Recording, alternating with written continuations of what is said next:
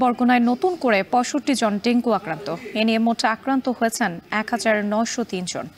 এ নিয়ে আরও জানাতে বরগুনা থেকে যুক্ত হয়েছেন জিয়াদ মাহমুদ। জিয়াদ, হাসপাতালে ডেঙ্গু আক্রান্ত রোগীর চাপ কেমন দেখছেন? মোকাবেলায় প্রশাসনের কোনো প্রস্তুতি রয়েছে কিনা?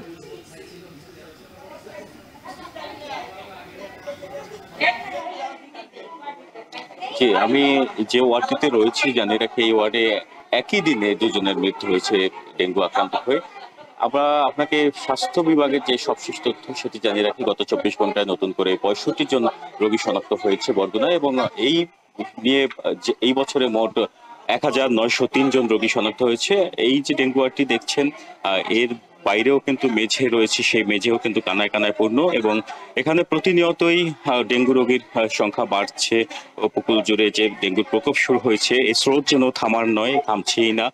চিকিৎসকরা চেষ্টা করছেন, এখানকার যারা চিকিৎসক রয়েছেন তাদের সাথে কথা হয়েছে, তারা বলছেন তাদের যে সংকট ছিল, চিকিৎসক সংকট নিরসনে স্বাস্থ্য বিভাগ থেকে ১০ জন নতুন চিকিৎসককে এখানে পদায়ন করা হয়েছে, যদিও এখনো তারা কাজে যোগদান করেনি এবং এখানকার যারা সচেতন মহল বলছেন তারা চাচ্ছেন যে নতুন করে যাদের নিয়োগ দেওয়া হয়েছে তারা যাতে দ্রুত সময়ে কাজে যোগ দেন এবং যারা জেলা প্রশাসন বেশ উদ্যোগ নিয়েছেন, তারা পরিষ্কার পরিচ্ছন্নতা সহ নানা ধরনের মশক নিধনের জন্য অভিযান পরিচালনা করছে। তবে একটি বিষয় যে এখন যে রোগীর চাপ দেখছেন, এভাবে যদি চাপ বাড়তে থাকে, রোগীর সাথে স্বজনরা আসছেন, সেই সাথে করোনার একটি ঢেউ শুরু হয়েছে দেশ জুড়ে, সেটিও কিন্তু বরগুনায় যদি করোনা আক্রান্ত একজন রোগী থাকে তাহলে কিন্তু ওই স্বাস্থ্য বিভাগকে বেশ বেগ পেতে হবে ডেঙ্গু এবং করোনার রোগী সামলাতে। তো এই ছিল বরগুনা থেকে আমার কাছে সবশেষ তথ্য।